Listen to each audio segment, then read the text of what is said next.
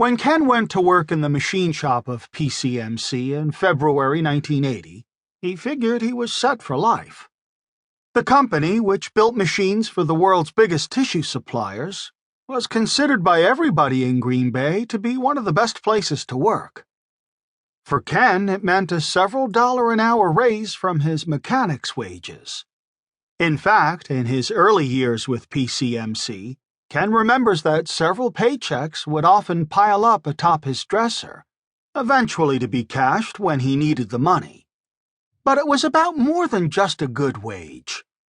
Ken could see that in a company of this size and stature, there was a lot of opportunity for a smart, enterprising, hard-working guy like him.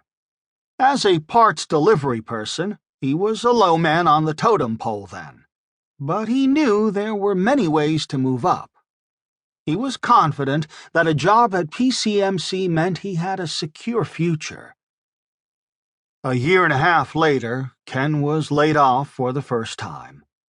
His wife was due to deliver their first child any day. I remember the dread I felt. I had a baby on the way and a wife who had to take unpaid leave from her job to go on bed rest because of premature labor. Our savings were pretty well depleted. How would I replace my income? How would I provide for my new child? The sense of dread and feelings of uncertainty were awful. 4 days later, his son was born. I had really strong feelings of failure and inadequacy, with some periods of depression. We had bought a house but had to sell it and lost all of our down payment money.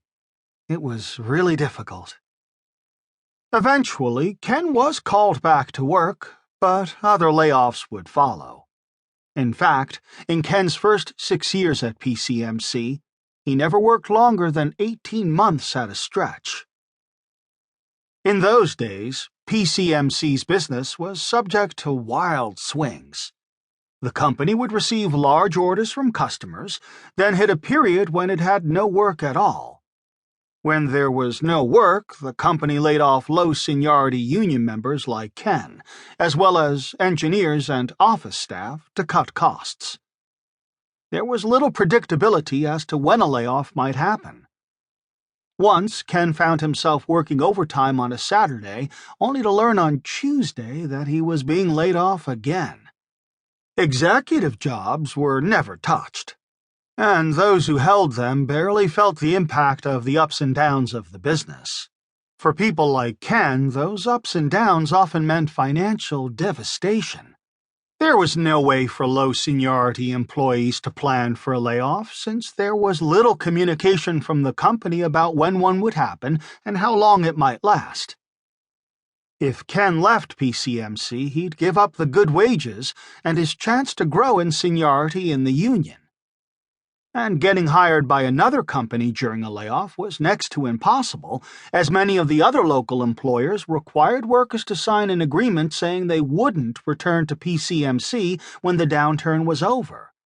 It was both a financial and an emotional roller coaster. PCMC's manufacturing director, Jerry Hickey, was experiencing his own emotional roller coaster. His natural tendency was to be a supportive and trusting leader who gave his team lots of encouragement and helped them solve their problems. But he also gave them plenty of space and freedom to do their jobs. He viewed the people he led as friends. As business pressures mounted, he was given repeated and clear directives to micromanage all activities, including what people were doing on a minute-to-minute basis. This mandate to micromanage took him back to a dark point in his career, when at an annual review his supervisor told him explicitly to be tougher on his people, stating, "You need to be a jerk to them. You need to let them know who the boss is." Part of Jerry's role was scouting locations outside the United States where the company could move their parts production facilities. His passport was peppered with stamps from countries from Mexico to Poland to China. In essence, Jerry's job was to eliminate jobs in Green Bay and take opportunities away from his friends. With every trip, Jerry felt more demoralized.